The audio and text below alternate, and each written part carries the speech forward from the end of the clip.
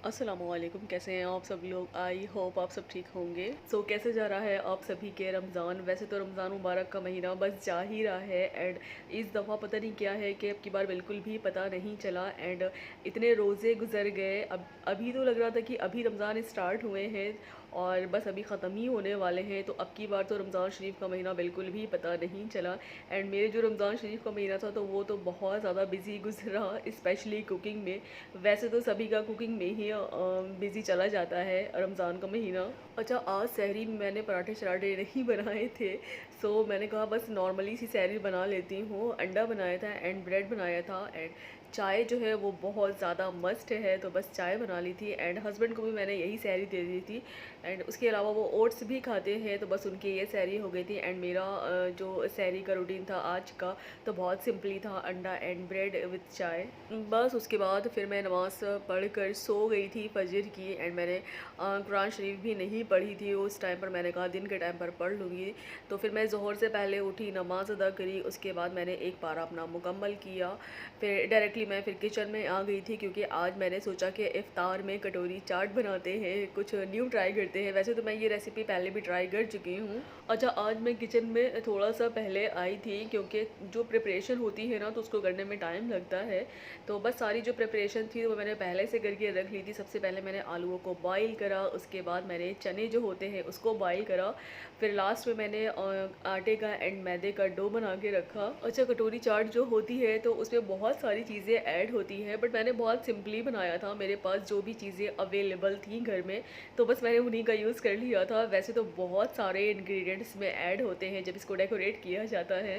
And जब भी मैं इंडिया जाती हूँ और जब मैं अपनी नानी के घर जाती हूँ ना, मेरी नानी घर जो है वो कानपुर में है, तो वहाँ पर जो है वो आगरा स्वीट हाउस है, वहाँ पर उनकी कटोरी चाट जो होती है ना वो बहुत ज़्यादा फेमस है।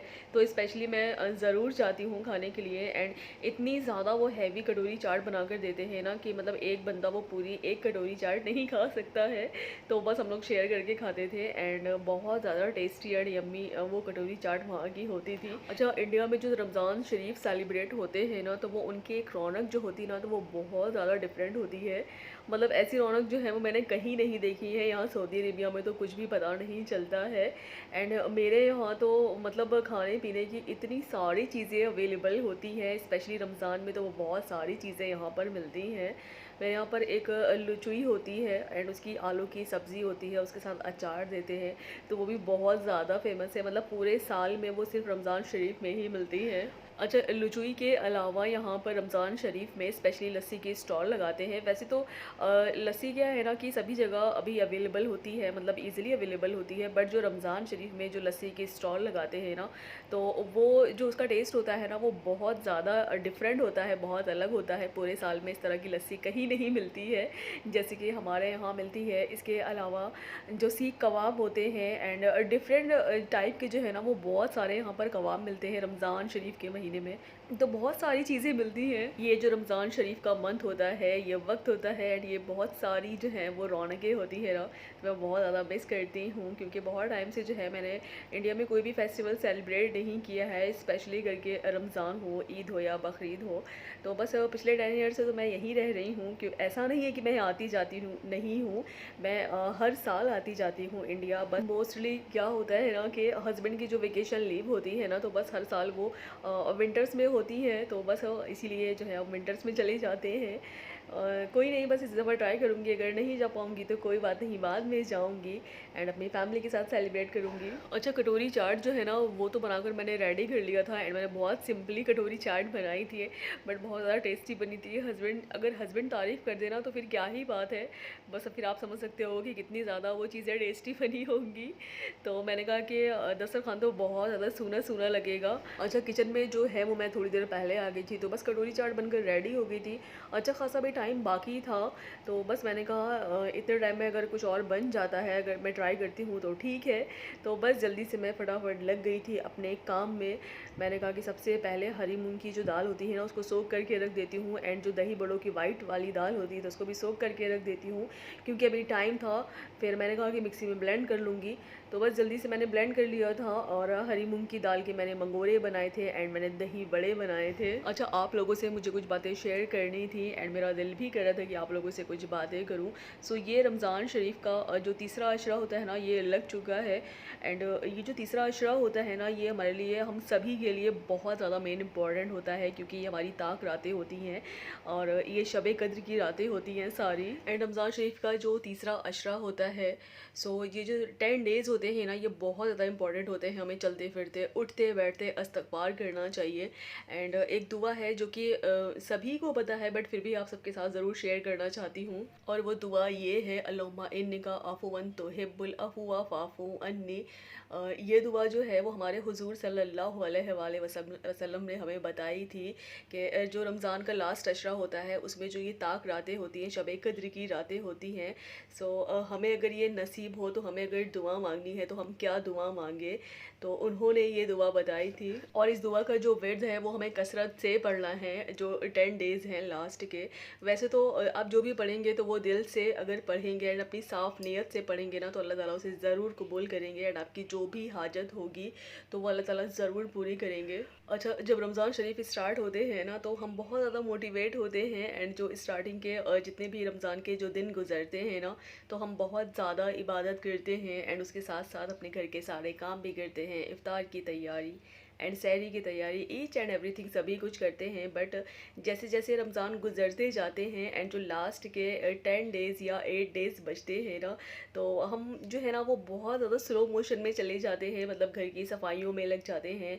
एंड स्पेशली क्या होता है ना कि हम बाज़ारों में जो हैं वो बहुत ज़्यादा बिज़ी हो जाते हैं, ख़रीद फ़रोख्त में इतने ज़्यादा बिज़ी हो जाते हैं ना कि मतलब फिर इंसान जो है ना वो बंदा कुछ सोच नहीं पाता है। फिर जो इबादत होती है 10 डेज़ की, लास्ट 10 डेज़ की रमज़ान में, तो वो उस तरह से खुलूस से नहीं कर पाता है, क्योंकि बंदा शॉपिंग में बिज़ी हो जाता है एंड घर की तैयारियों में बिज़ी हो जाता है एंड क्लीनिंग में बिज़ी हो जाता है। अच्छा, सभी के साथ जो है ना वो मैं भी यही करती थी हर साल। बस इस दफ़ा क्या है ना कि मैंने अपने आप से वादा किया था कि जो भी मेरे घर के काम है या शॉपिंग है, कोई भी काम है ना, तो मैं स्टार्टिंग में ही जो है वो सारे अपने कर लूँगी। एंड जो लास्ट के 10 डेज़ जो होते हैं बहुत ज़्यादा मोस्ट इम्पॉर्टेंट होते हैं, तो मैं बहुत ज़्यादा इबादत करूँगी। हम लोग जितनी भी माफ़ी मांगे अल्लाह ताला से वो कम है, क्योंकि हम बहुत ज़्यादा गुनहगार हैं।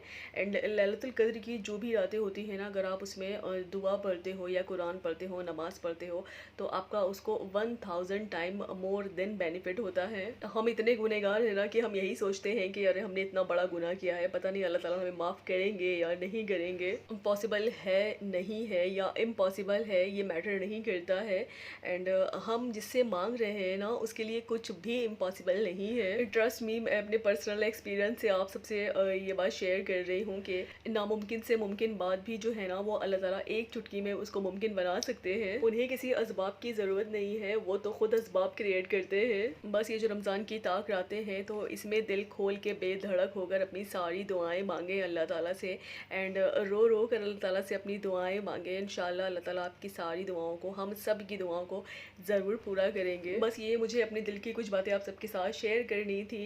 सो बस इफ्तार करने के बाद मैं जो थी आज सो गई थी, क्योंकि मेरे सर में थोड़ा थोड़ा दर्द हो रहा था और पता नहीं मेरी आँख कब लग गई, मैं कब सो गई मुझे पता ही नहीं चला। एंड मैं 2 घंटा सोई, उसके बाद जब मेरी आँख खुली तो फिर मैंने कहा इतना लेट हो गया, क्योंकि हस्बैंड जो है वो ऑफिस जा चुके थे, उनकी नाइट ड्यूटी चल रही थी अभी।